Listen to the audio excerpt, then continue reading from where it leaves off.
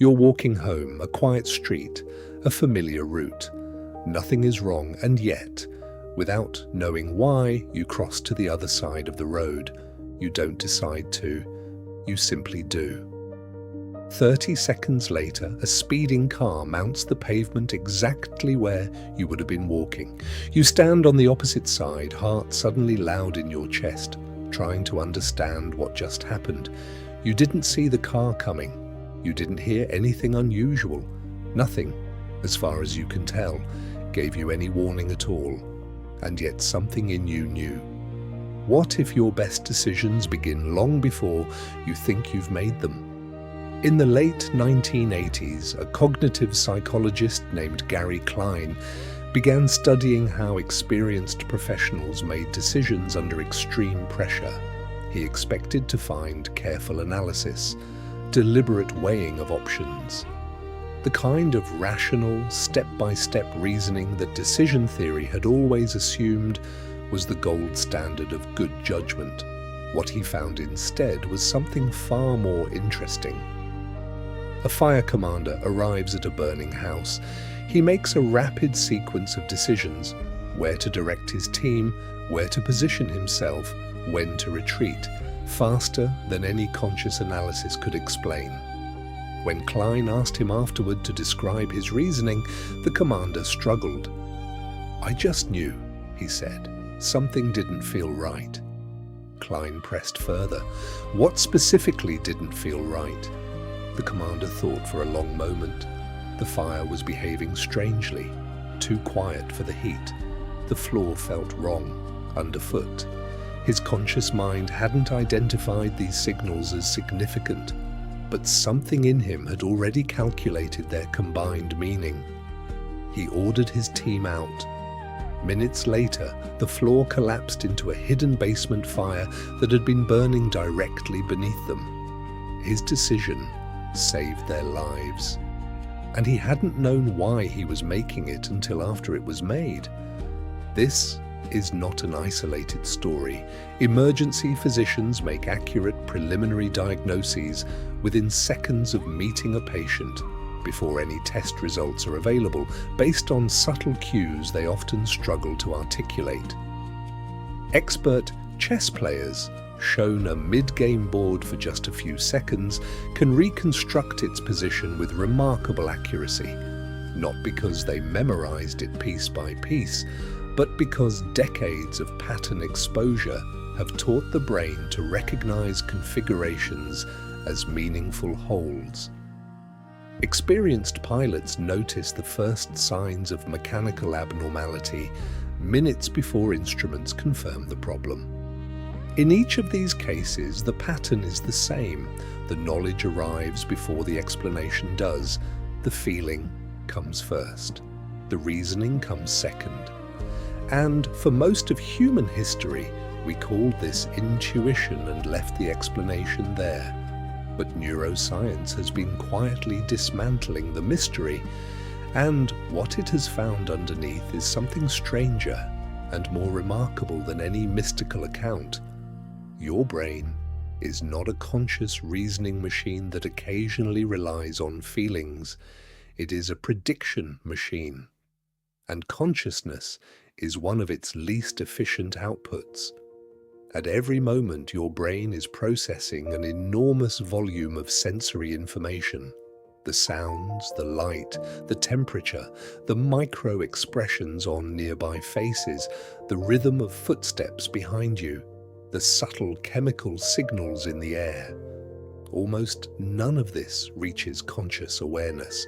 Your conscious mind receives, at most, a small edited summary, a compressed version of the full sensory environment, stripped of most of its detail in the interest of not overwhelming the systems that can actually respond to it. But the stripped away information doesn't disappear. It is processed, compared against patterns built from every relevant experience you have ever had, evaluated for significance.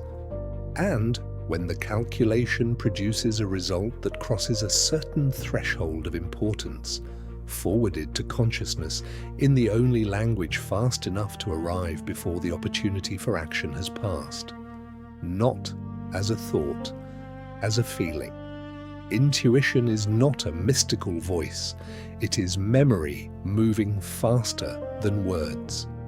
The part of the brain most central to this process sits at the base, deep within the architecture of the mind.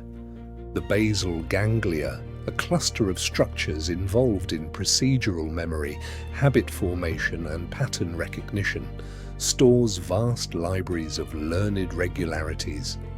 Not as conscious knowledge you can recite, as encoded expectations about how things typically unfold. When a new situation arrives, the basal ganglia compares it almost instantaneously, without conscious participation, against everything similar it has encountered before. When the match is strong and the historical outcome was significant, the signal propagates upward.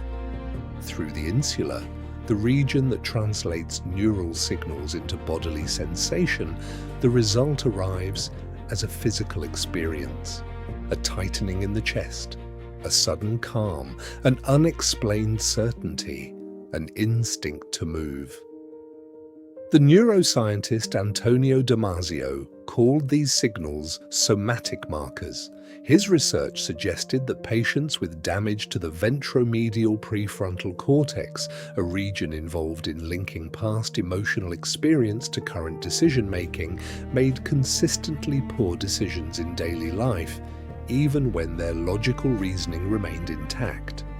Without the bodily signals that translate stored pattern knowledge into felt experience, good judgment becomes almost impossible.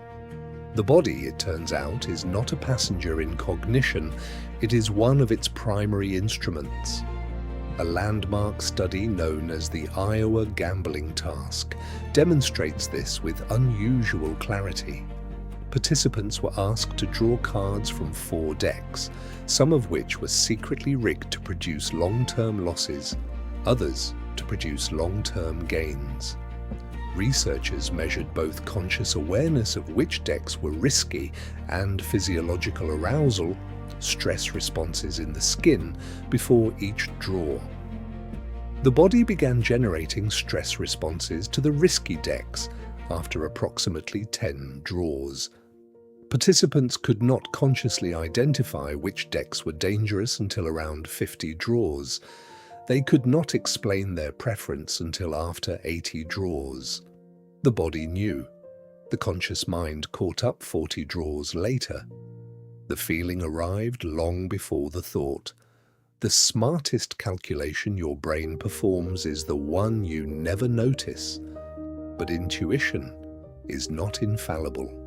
And understanding when to trust it and when to be deeply suspicious of it may be one of the most practically important things neuroscience can teach us.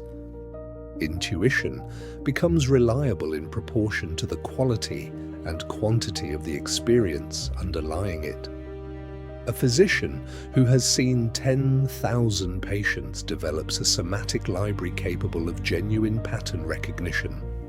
A first-year student has not. A chess grandmaster who has studied hundreds of thousands of positions develops a feel for the board that novices experience as almost supernatural. A casual player has not. The crucial variable is not intelligence or talent, it is repetition in a domain where the feedback was consistent, timely, and accurate. When those conditions are met, the basal ganglia builds patterns that genuinely reflect the regularities of the world. But when experience is limited, the same system can produce confident feeling signals based on superficial pattern matches, fear responses, or the cognitive biases that all human brains share. The availability heuristic, our tendency to judge probability by how easily an example comes to mind, can produce a powerful gut feeling based entirely on recent or vivid memories rather than actual likelihood. Confirmation bias means the brain tends to notice what confirms what it already expects, and discount what contradicts it.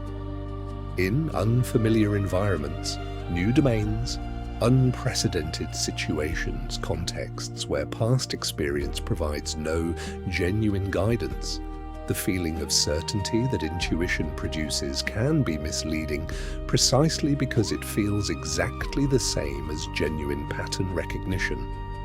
The signal is identical. The source material is what differs. So can intuition be trained?